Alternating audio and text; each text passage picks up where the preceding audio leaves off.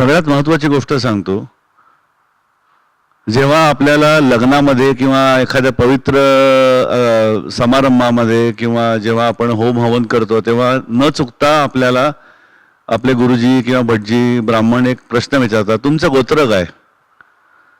तेव्हा आपण कावरे बावरे होतो आणि आई वडिलांना सेलवरती विचारतो, आई व्हॉट इज माय गोत्रा, माझं गोत्र काय? गंमत अशी आहे की तुम्ही नीट पहा, तुमचं गोत्र म्हणून जे काय सांगितलं जातं नाव ते एका थोर ऋषीचं असतं. कधी विचार केलात का की आपलं गोत्र जेव्हा एखाद्या थोर ऋषीचं असतं म्हणजे नेमकं काय घडतंय आपल्या शरीरामध्ये, आपल्या आयुष्यामध्ये?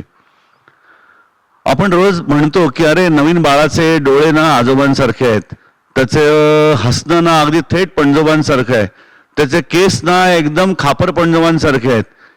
मला सांगा, तुमचा खापर पणजोबा आजोबा एक्सपायर झाला, 40 वर्ष झाली, 50 वर्ष झाली, तरी त्याच्या लकबी सवयी तुमच्या पुढच्या तिसऱ्या चौथ्या पिढीमध्ये सुद्धा तुम्हाला आलेल्या दिसतात. ह्या कशा काय?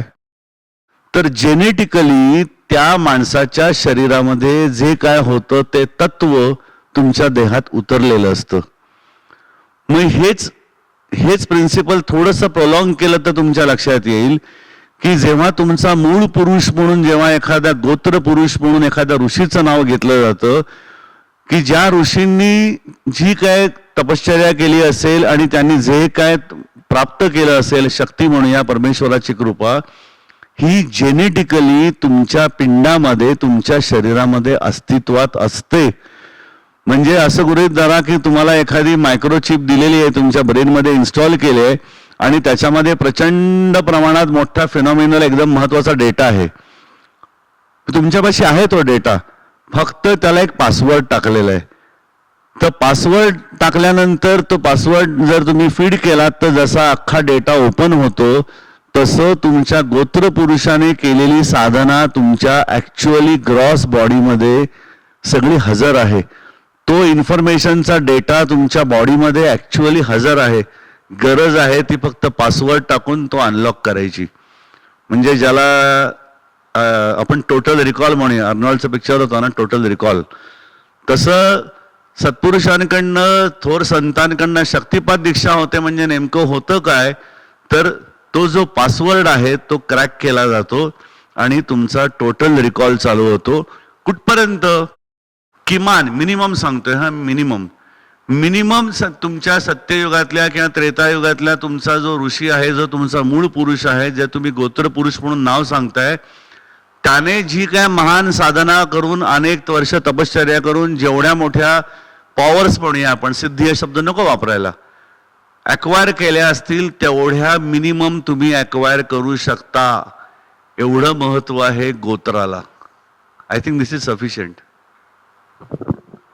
आता माझंच उदाहरण द्यायचं झालं तर समजा मला विचारलं की बाबा तुझं गोत्र काय किंवा तुझं नाव काय, तर महाभारतातली घटना सांगतो. महाभारतामध्ये जेव्हा अभिमन्यू नावाच्या एवढ्याशा चिमुरड्या तरुण कोवळ्या पोराने अतुलनीय पराक्रम केला, तेव्हा भीष्माचार्यांना कौतुक वाटलं की एवढासा मिसरूड फुटलेला पोरगा एवढा पराक्रम करतो, म्हणजे हा आहे तरी कोण?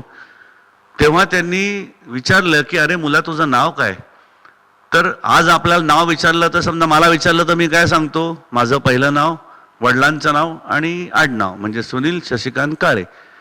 पण पूर्वीच्या काळी ही पद्धत नव्हती. पूर्वीच्या काळी स्वतःची ओळख समोरच्याला नीट दिली जायची. म्हणजे उदाहरण दाखल फक्त सांगतो की माझी ओळख सुनील शशिकांत काळे ही या जगातली झाली, कलियुगातली. पण समजा मी जर महाभारतकालीन असेल, त्या युगामधला असेल, तर माझी ओळख मी जगाला काय सांगणं अपेक्षित आहे तर ती अशी आहे, भार्गव चावन आपनवान और्व जमदग्नी इति पंचाश्रय प्रवरान्वित वत्स गोत्रोत्पन्न ऋग्वेदस्य आश्वलायन सूत्र शाकल शाखाध्यायी अहम अस्मी. आणि मग म्हणायचं भो गुरु अभिवादयामी, हे गुरुवर्य मी तुम्हाला नमस्कार करतो. This is how people use to tell the world their own identity. की ह्याच्यामध्ये काय सांगताय की भार्गव चावन आपनवान और्व, भार्गव चावन आपनवान और्व जमदग्नी, ह्या 5 ऋषींनी जी काय तपश्चर्या केलेली होती आणि त्यांचे शरीरात जे काय जीन्स होते ते सगळे जीन्स ह्या समोर दिसणाऱ्या शर्ट पॅन्ट घातलेल्या सामान्य माणसाच्या देहामध्ये आहेत. म्हणजे जर माझा टोटल रिकॉल झाला तर मिनिमम सांगतोय मी, या 5 ऋषींनी ज्या काय पॉवर्स अक्वायर केलेल्या असतील त्या काळामध्ये तेवढ्या पॉवर्स हा सद्गुरूंची कृपा झाली तर हा सामान्य दिसणारा मानवी देह सहजगत्या तेवढ्या पॉवर्स अक्वायर करू शकतो.